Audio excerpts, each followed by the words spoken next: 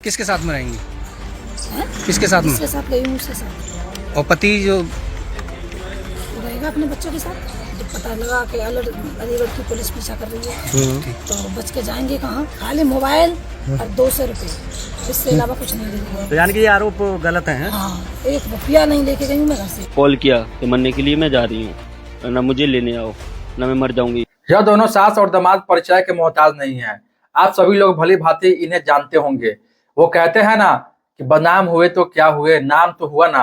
कुछ ऐसी ही कहानी इन सास और दामाद की है, जो रिश्ते में सास और दामाद तो नहीं बन सके, हाँ एक दूसरे को दिल जरूर दे बैठे। और दिल ही क्या, दोनों तो एक दूसरे के साथ फरार होकर सुर्खियों में भी आ गए। खैर, ये दोनों सास और दामाद जहां भी गए वहां से उसी अलीगढ़ में आ पहुंच चुके हैं, क्योंकि इन दोनों को लगने लगा था कि अब पुलिस से बचकर पाना मुश्किल है। दोनों की जुबानी सुनिए, भागकर कहां पहुंचे थे और लौटकर कैसे अलीगढ़ आए। क्या हुआ था, पूरा घटनाक्रम बताइए। कहाँ गई थी आप? और परिवार वाले आएंगे, दोनों तरफ के आ जाएंगे जब बात होगी। नहीं तो आप क्या कहना चाहेंगी अब? क्या कहना, साथ में रहेंगे और क्या कहना चाहेंगे। बस सुबह परिवार वाले आ जाएंगे जब बात होगी। किसके साथ में रहेंगी? है? किसके साथ में? उसके साथ गई हूँ, उसके साथ और पति जो रहेगा अपने बच्चों के साथ। नहीं तो आप जाने का कारण क्या रहा? ऐसे ही चले गए। और शादी थी आपकी बेटी की तो आज? चलो कोई बात नहीं है, चले गए तो चले गए बस। नहीं तो बेटी की शादी थी ना, क्यों? कोई वजह तो रही होगी, कोई वजह। ऐसे ही चले गए तो टेंशन। कहाँ से क्यों कहाँ गए थे आप, ये पड़ा? तो बताइए। कहाँ से कहाँ होते हुए तब यहाँ अलीगढ़ आए?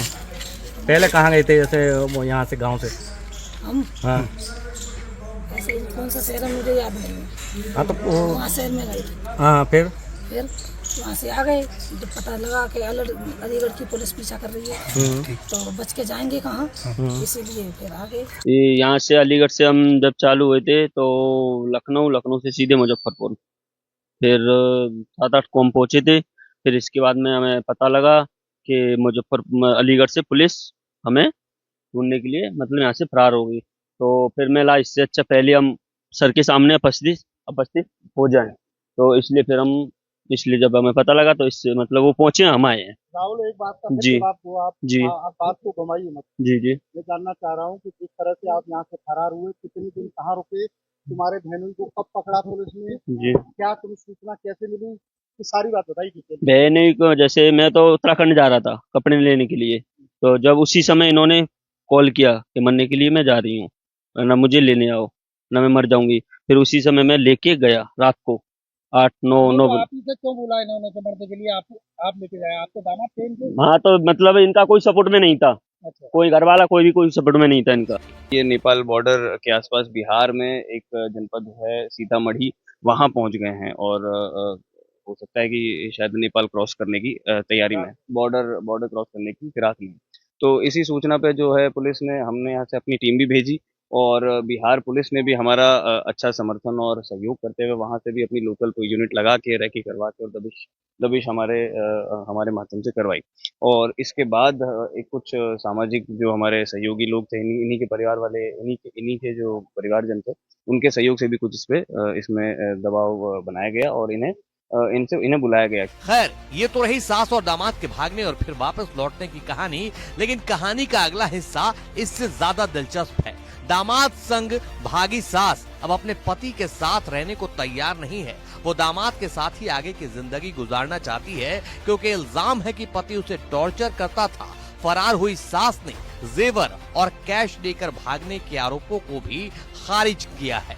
अच्छा, जो जैसा कि कहना है कि आपके पति जो है वो शराब पी करके मारते पीटते थे, तो इससे परेशान होकर के आप गई, यही कारण है? हाँ, यही कारण है। अच्छा, जो उन्होंने दूसरा आरोप लगाया है कि पैसे लेकर के और जो गहने थे वो लेकर, ऐसा कुछ नहीं है। नहीं, तुम्हारे केंद्र कह रहे हैं कि तुम जो 3.5 लाख रुपए जेवर तमाम चीज जो लड़की की शादी के लिए बनाई थी, खाली मोबाइल और 200 रुपये, इससे अलावा कुछ नहीं लेके। तो यानी कि ये आरोप गलत है? हाँ, 1 रुपया नहीं लेके गई हूँ मैं घर से, कुछ भी नहीं। तो पति के साथ रहेंगी या इनके साथ रहेंगी? इनके साथ रहूंगी, जिनके साथ रही हूँ इनके साथ। जब उन्होंने मुझे आरोप गंदा लगाया तो उन्होंने एक भी बार ये नहीं सोचा कि धमाके से ऐसी गंदी हरकत क्यों करेगी, है? फिर भी बोलता है कि तू उसके साथ भाग जा, ऐसी है। मैं बोली सही है, मैं बात नहीं करूँगी। बात क्यों नहीं करेंगे? अच्छा, उनके द्वारा जो आरोप लगाए उसी से आप तंग होकर मतलब ये कदम उठाया आपने?